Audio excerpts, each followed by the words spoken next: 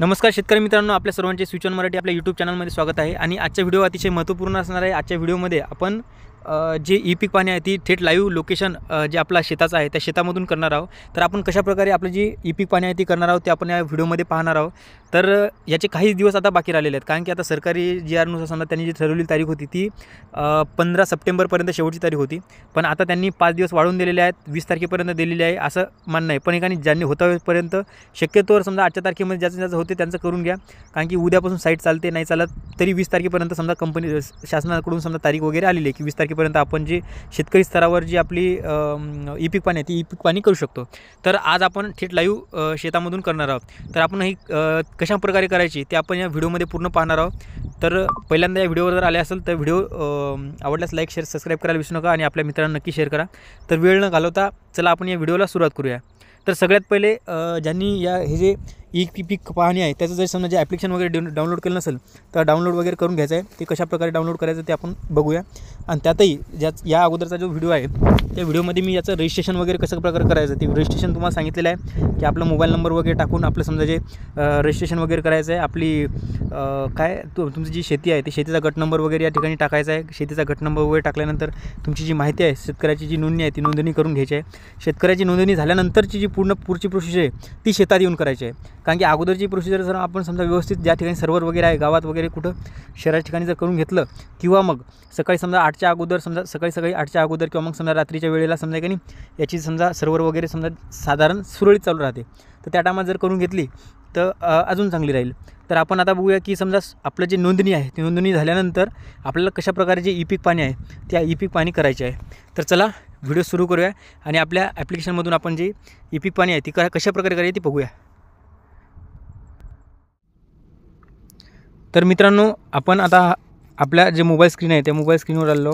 तर सगळ्यात पहिले आपल्याला ई पीक पाहणी DCS हा ॲप्लिकेशन जो आहे तो जर तुम्ही अजून पण जर डाउनलोड केलं नसेल किंवा ई पीक पाहणी जर करता वेळेस जर समजा डाउनलोड केलं नसेल तर त्यासाठी तुम्ही अगोदर मी प्रोसिजर दिलेली आहे, त्या व्हिडिओची लिंक आहे ती मी डिस्क्रिप्शन बॉक्समध्ये देणार आहे, तिथून तुम्ही पाहू शकता।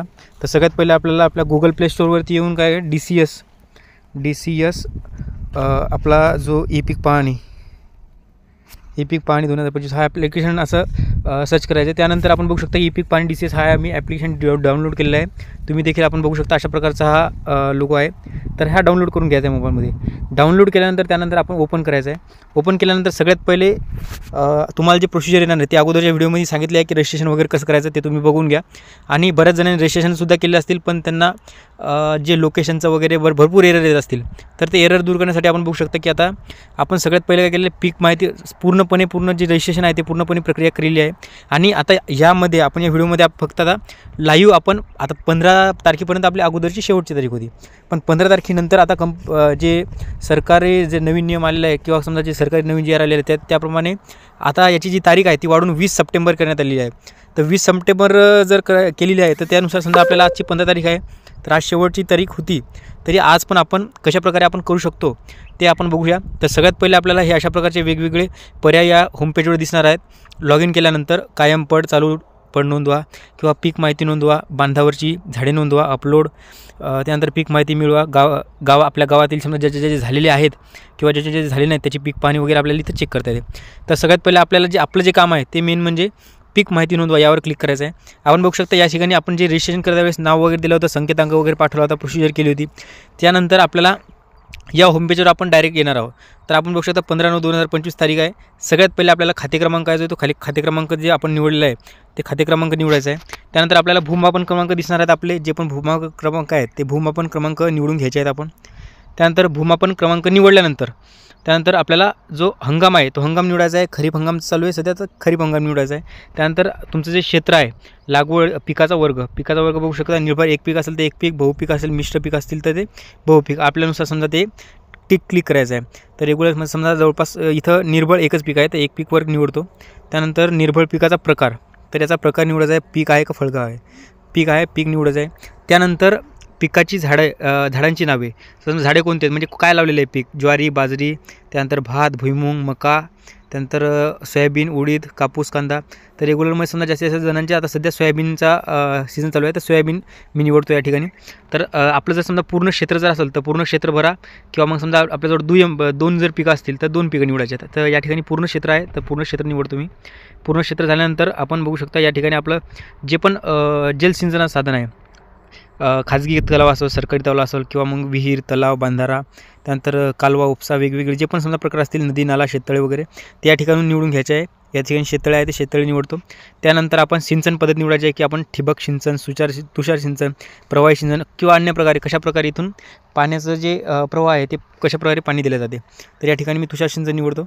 तर लागवडीचा दिनांक आहे, तो लागवडीचा दिनांक या ठिकाणी निवडायचा आहे. लागवडीचा दिनांक जे पण असेल समजा 6व्या-7व्या महिन्यात जवळपास सर्वांनी पेरण्या केलेल्या राहतात. तर जवळपास सध्या आता बघून घ्या 25 जून मी ही तारीख पेरणीची निवडतो. त्यानंतर ही पूर्ण माहिती व्यवस्थित भरून घ्यायची आहे. भरून घेतल्यानंतर पुढे जा यावर बटनावर क्लिक करायचं आहे. आता भरपूर सर्व्हरचा प्रॉब्लेम आहे, त्यामुळे समजा सर्व्हरला थोडा मागं पुढे लावू शकता, पण थोडा धीर धरा, होऊन जाते. सर्व्हर बरोबर संपर्क होत आहे, कृपया वाट पहा, अन्यथा ॲप परत चालू करा. पण परत न करता तुम्ही काय करा माहिती आहे का, जागेवर जसं हे चालू आहे तर असं चालू राहू द्या कंटिन्यू. थोडा टाईम लागेल, 5-10 मिनटं, 20 मिनटं जर वेळ लागेल, पण होते. फक्त 5 मिनिट थांबा. तर आपण बघू शकता की या ठिकाणी लोडिंग संपलेली आहे आणि आपण परत पुढच्या पेजवर आलेलो आहोत. त्या ठिकाणी बघा, पीक पाहणीसाठी नोंदवलेले सर्वे नंबर, गट नंबर, नकाशा व सदरच्या गटाच्या हद्दीपासून आपले उभे असलेले अंतर. तर आपण बघू शकता आपलं जे लोकेशन आहे, हे लोकेशन या ठिकाणी आहे आणि आपल्याला जायचं आहे या पुढच्या क्षेत्रामध्ये. तर बघा, आपण जे गट क्रमांक आहे त्यापासून आपण 34 मीटरवर समजा थोडं लांब आहोत.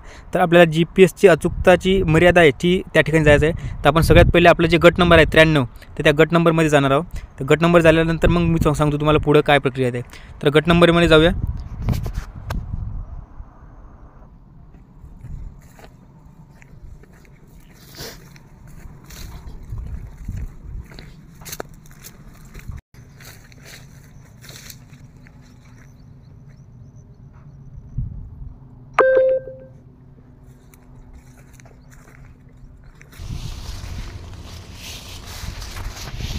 तर मित्रांनो, आपण आता त्या शेताच्या जवळजवळ आलेलो आहोत. तर आपण बघू शकता की आपली जी मर्यादा आहे ती 0-0 मीटर आलेली आहे, म्हणजे गट क्रमांकापासून जे अंतर जे आहे ते 0-0 आलेलं आहे. तर आपण आता काय करायचं आहे, त्यानंतर पुढे जा या बटनावर क्लिक करायचं आहे या ठिकाणी. त्यानंतर बघू शकता आपण हे नाही, पहिलं छायाचित्र जे आहे ते आपण गटापासून 0-0 मीटर अंतर आहोत. तर आपण बरोबर जवळपास आपले जे गटात आहोत ते गटात आलेलो आहोत. आता त्यानंतर ठीक आहे. त्यानंतर आपण याचा जे फोटो आहे ते फोटो काढून घ्यायचा आहे. पहिला फोटो काढल्यानंतर यावर क्लिक करायचं आहे. ओके झाल्यानंतर ओके ठीक आहे. तर आपलं हे लोकेशन घेतलेलं आहे, GPS अचूकता वगैरे पण दिलेली आहे, त्यानंतर अंतर वगैरे पण दिलेलं आहे. त्यानंतर दुसरं छायाचित्र घ्यायचं आहे.